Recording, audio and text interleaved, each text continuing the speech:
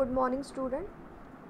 Today we are going to start with the next lesson, which is 1.3, The Cop and the Anthem, which is written by O. Henry. First I am going to introduce you the writer of the text. O. Henry William Sidney Porter. He was an American writer, better known for his pen name, means nickname, O. Henry. He was an enthusiastic reader since childhood. He started a humorous weekly, The Rolling Stone, and when the venture failed, he joined the Houston Post as a reporter.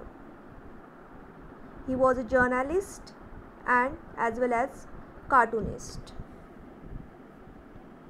He born September 11, 1862, North Carolina in US, and he died 5th June 1910 in New York.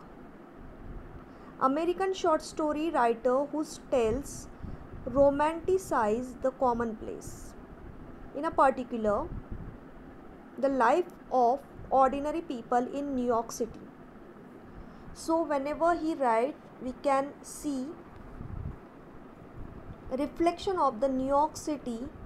Always he likes to depict in his short stories.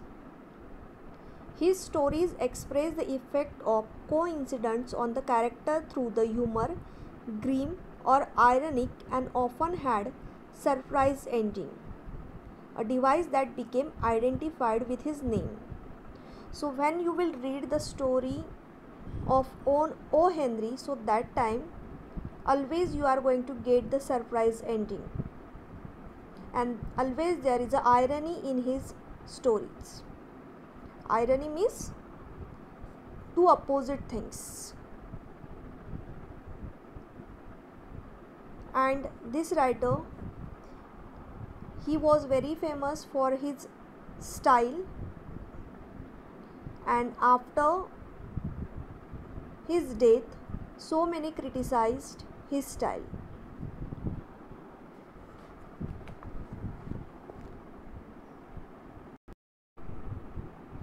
Now student, in this lesson we will study the themes and the irony in The Cop and the Anthem, which is by O. Henry. This story is about a man who wishes to go to the prison for the winter season. The Cop and the Anthem is written by O. Henry. Did you know that he went to prison himself? And that's why this story is more interesting. This is one of his many short stories filled with the irony. Now we have to check the theme of the lesson. So this story is based on the few themes. In this lesson, we will be in touching on the themes of freedom and class. In this lesson, you will see one main character whose name is Soapy. So first main character is Soapy.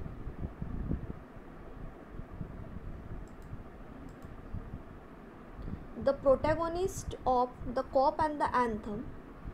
Soapy is a homeless, street smart man who is trying to escape the harsh New York City winter by getting arrested and taken to Blackwell's Island,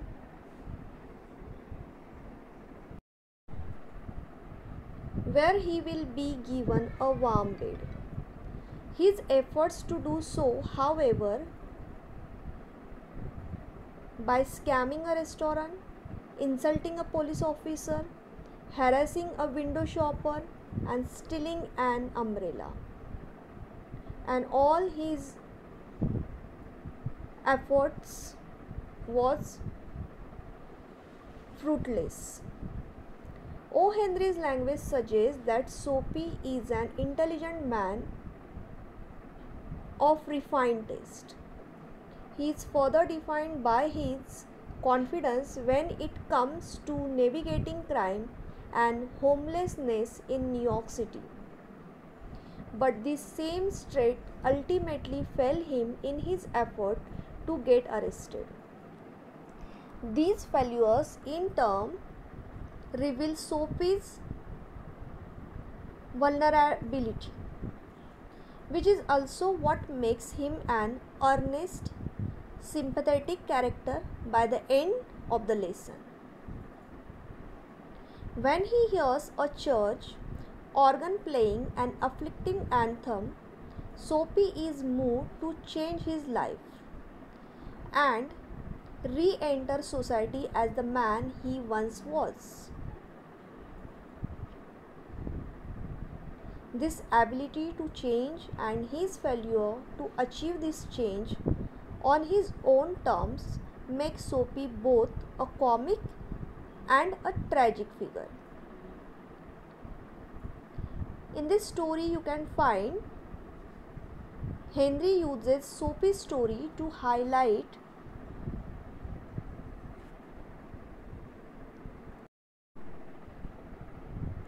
difference in the American dream and critique rigid class prejudice.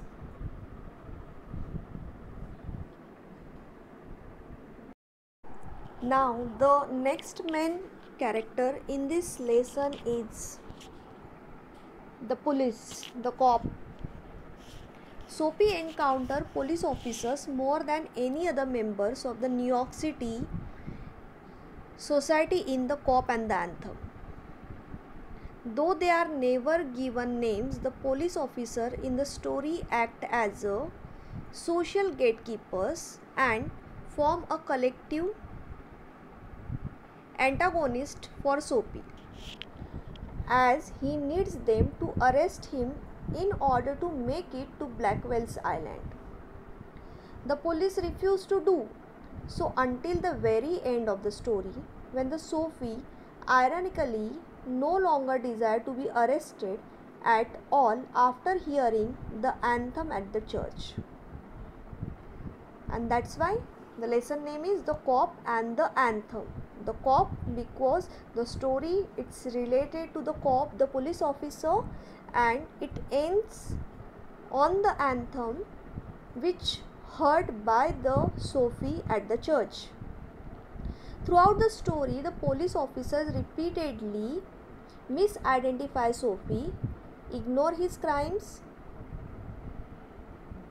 and mischaracterize his place within society. In many ways, the police in O. Henry's story symbolize American society relationship to its homeless and the criminal populations. When Sophie shatters a store front window with a brick in an attempt to get arrested, one police officer refused to accept Sophie even as a clue, suggesting that Sophie is invisible to the police at the times and he is only the criminal when the police see him as such.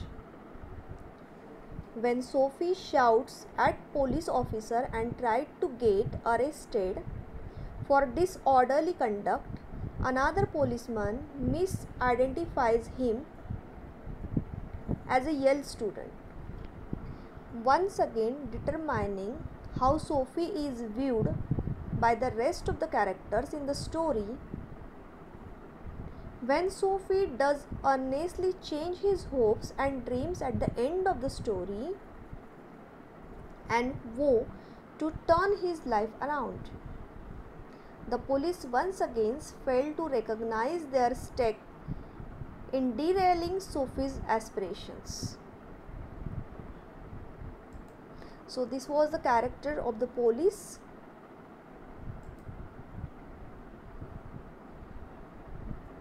Now next minor character you will get, that is the waiter. At the second less expensive restaurant, when the Sophie he attempts to get arrested, he is tossed out on the street tossed out means threw out on the street by the two waiters, who refused to call the police on him when he can't pay for his meal. Though they are less powerful than the police officers throughout the story, the waiters likewise blockade Sophie from his goal by refusing to recognize him as a criminal.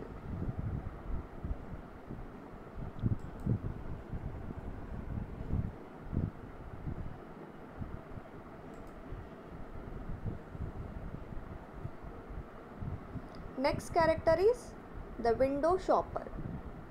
When the Sophie assumes the role of the masher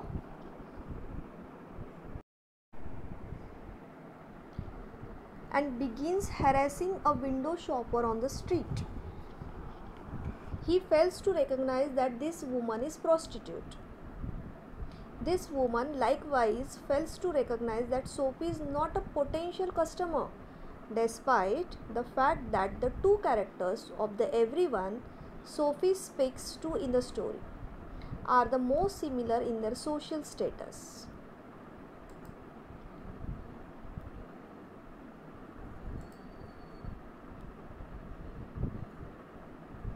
And the last one character is the umbrella man. When Sophie attempts to steal an anonymous man's umbrella, means unknown person, in a cigar shop, convinced this will get him arrested and taken to jail.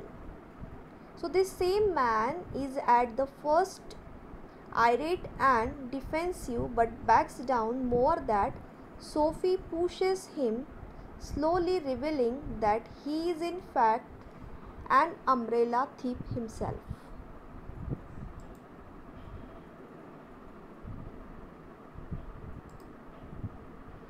So all these were the main characters of the story, but our main character, or we can say that star of the story, is Sophie only.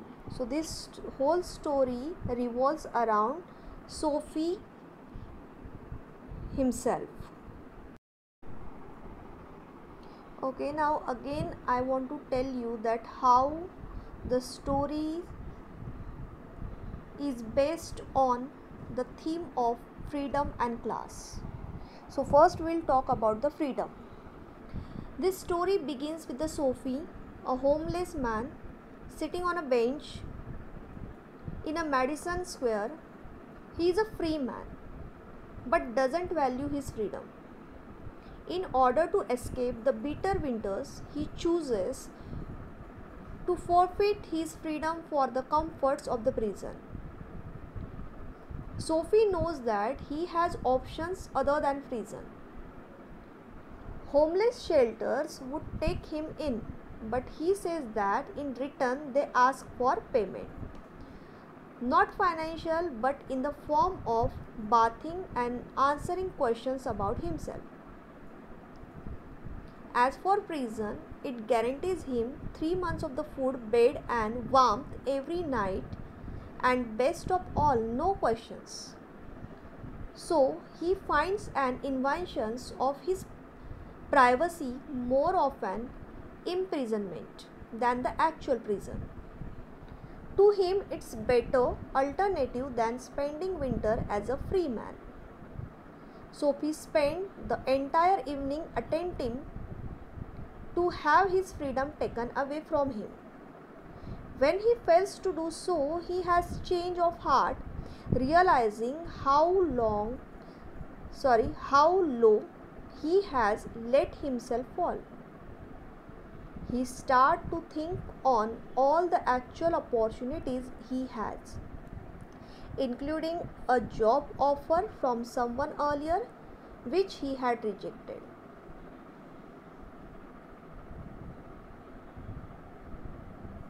He wondered about his life back when he had a home and family. Sophie finally understands that it isn't the world that has imprisoned him. It is his own doing. He did this to himself and can see himself free with a bit of a hard work. He is arrested the moment he has this realization.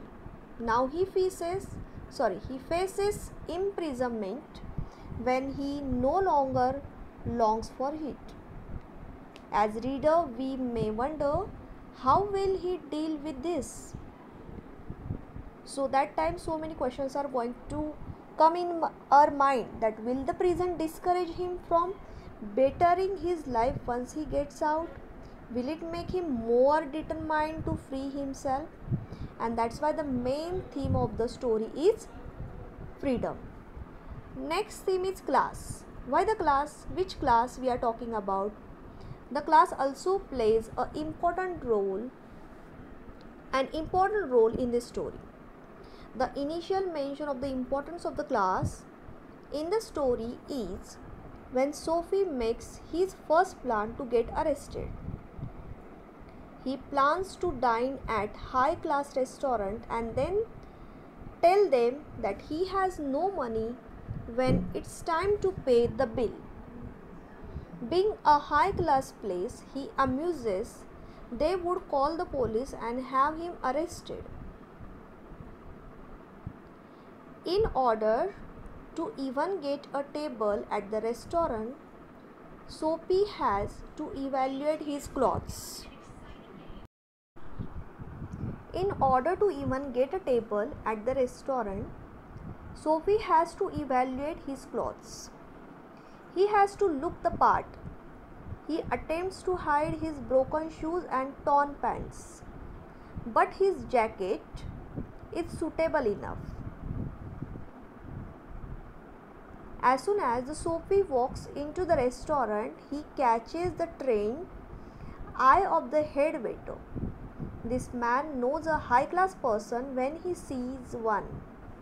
He immediately identifies Sophie as an imposter and kicks him out. He later does the same at the not so classy restaurant.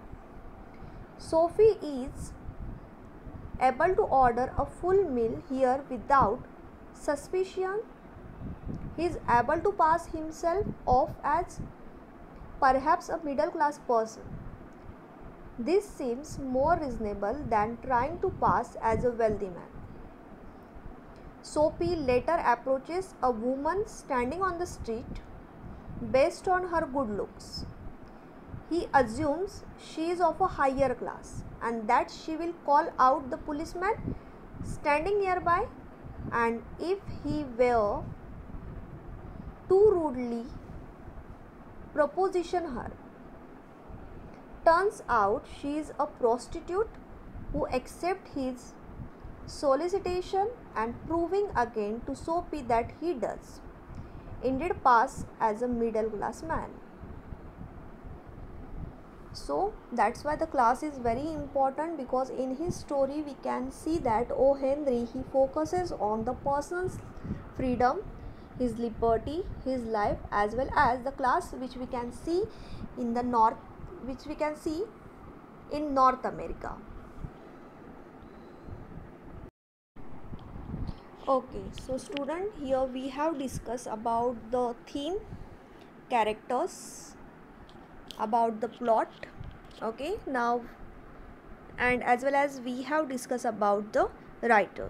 Now before starting with the lesson, I want to discuss one activity with you. So here you can see that you have to suggest the ways to protect from the cold climate, because this is related to our text. That's why one activity from your textbook I have mentioned here, that you have to suggest the ways to protect from the cold climate. Okay, so one I can suggest here for you, that we can wear several layers of lightweight material, we can wear the warm clothes and so on.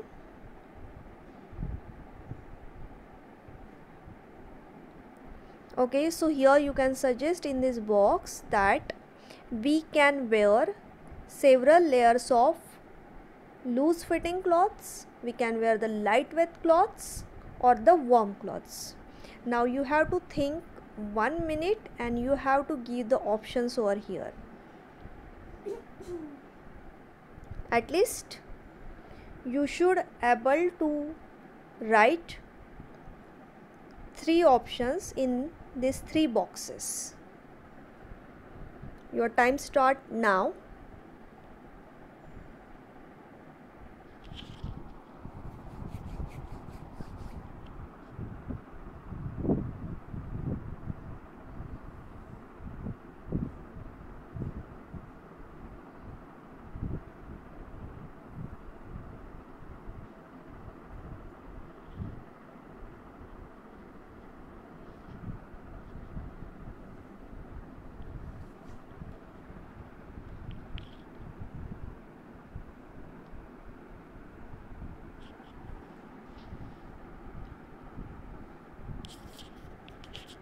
Okay, so hope so that you must have answered this question, so I can give the option for these 3 boxes.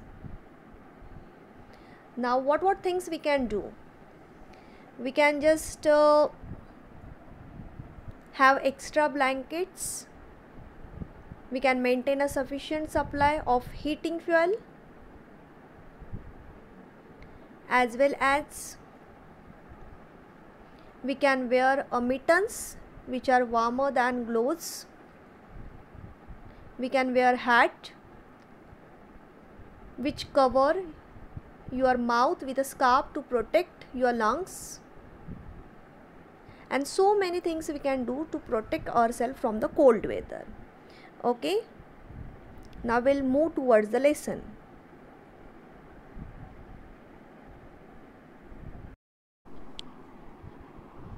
So student, the COP and the anthem covers one night and one morning in the life of Sophie, a homeless man living in New York City in the early 1900s. When it's warm, Sophie lives in Madison Square Park. Now that winter is coming, the park will be too cold, so Sophie decides to do what he's done for the several winters: get himself arrested so he can spend winter in jail. So the Sophie decides to feel his belly hunger and get arrested at the same time by eating in a fancy restaurant and then not being able to pay for the meal. But the waiter figures out what he's up to just by looking at his clothes. Sophie doesn't make it through the door. Next, Sophie breaks a shop window. Since he doesn't run away, the policeman doesn't believe Sophie is responsible. After that,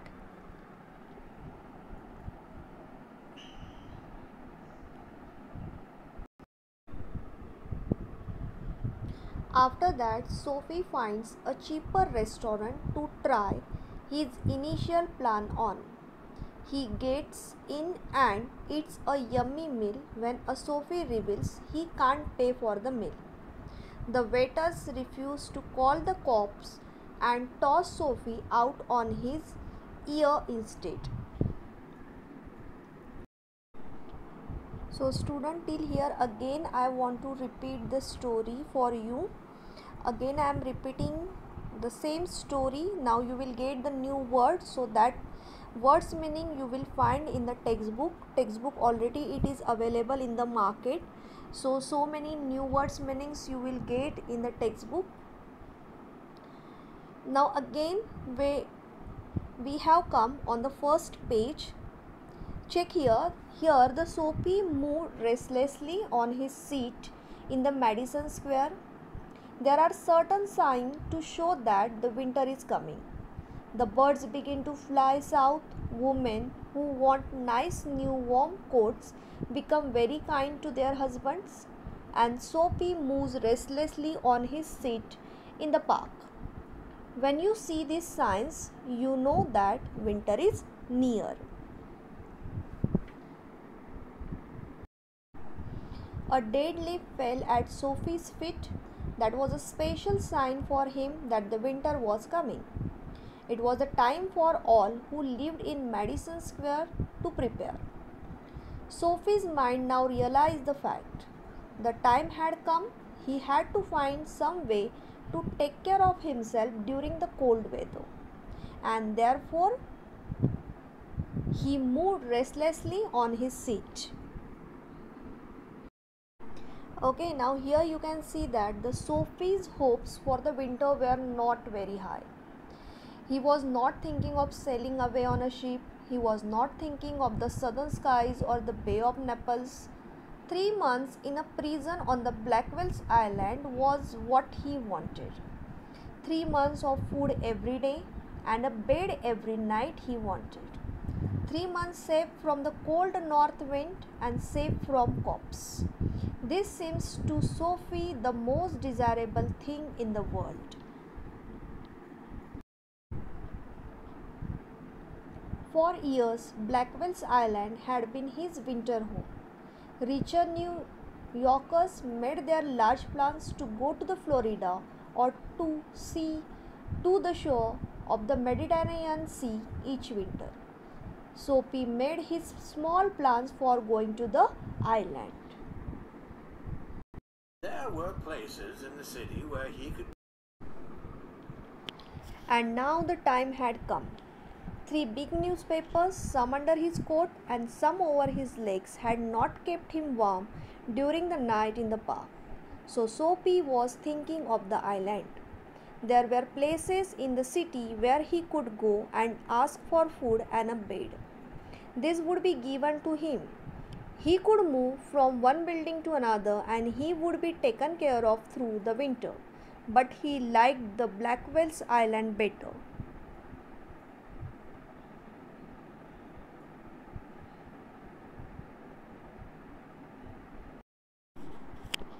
Sophie's spirit was proud. If he went to any of these places, there were certain things he had to do, in one way or another. He would have to pay for what they gave him. They would not ask him for money, but they would make him wash his whole body. They would make him answer questions. They would want to know everything about his life. Okay, so that's why now the Sophie he decided the prison was better than that. The prison had rules that he wouldn't have to follow, but in prison a gentleman's own life was still his own life. Sophie, having decided to go to the island, at once began to move toward his desire. Okay, so now he wanted the ways by which he could be there in the jail, in the prison. So there were many easy ways of doing this. The most pleasant way was to go and have a good dinner at some fine restaurant. Then he would say that he had no money to pay, and then a cop would be called. It would all be done very quietly. The cop would arrest him. He would be taken to a judge. The judge would do the rest. So here we can see that Sophie he left his seat and walked out of the Madison Square to the place where the great street called Broadway and the Fifth Avenue meet. He went across this wide space and started north on Broadway. He stopped at a large and brightly lighted restaurant. This was where the best food and the best people in the best cloth appeared every evening. Sophie believed that above his legs he looked all right. His face was clean, his coat was good enough. If he could get to a table, he believed that success would be his. The part of him that would be seen above the table would look all right. The waiter would bring him what he asked for. So he began thinking of what he would like to eat. In his mind, he could see the whole dinner. The cost would not be too high. He did not want the restaurant people to feel any real anger, but the dinner would leave him filled and happy for the journey to his winter home. And where is the winter home? In the prison. But as the Soapy put his foot inside the restaurant door, the head waiter saw his broken old shoes and torn clothes that covered his legs. Strong and ready hands turned Soapy around and moved him quietly and quickly outside again. Sophie turned off Broadway. It seemed that this easy, this most desirable way to get to the island was not to be his. He must think of some other way of getting there. At the corner of 6th Avenue was a shop with a wide glass window, bright with the electric lights. Sophie picked up a big stone and threw it through the glass. People came running around the corner. The cop was the first among them. Sophie stood still and smiled when he saw the cop.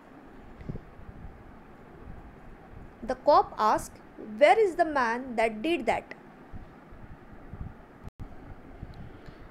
Okay, so here was the reply of the Sophie. "Don't you think that I might have done it?"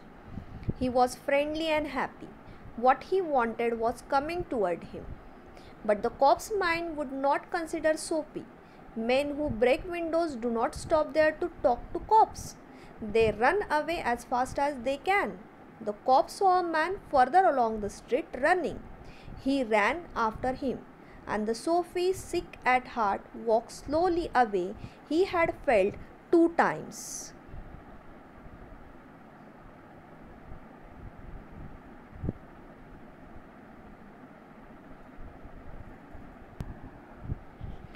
Across the street was another restaurant. It was not so fine as the one on Broadway. The people who went there were not so rich. Its food was not so good. Into this, Sophie took his old shoes and his torn clothes, and no one stopped him. He sat down at the table and was soon eating a big dinner. When he had finished, he said that he had no money. So when Sophie answered that he hadn't money, so answer was expected that call a cop. So he said, "Get busy and call a cop, and don't keep a gentleman waiting." "No cop for you," said the waiter. He called another waiter. The 2 waiters threw Soapy upon his left ear on the hard street outside. He stood up slowly, one part at a time, and beat the dust from his clothes. Prison seemed only a happy dream. The island seemed very far away. A cop who was standing near laughed and walked away. Sophie traveled almost half a mile before he tried again. This time he felt very certain that he would be successful. A nice-looking young woman was standing before a shop. Looking at the object inside, very near stood a large cop.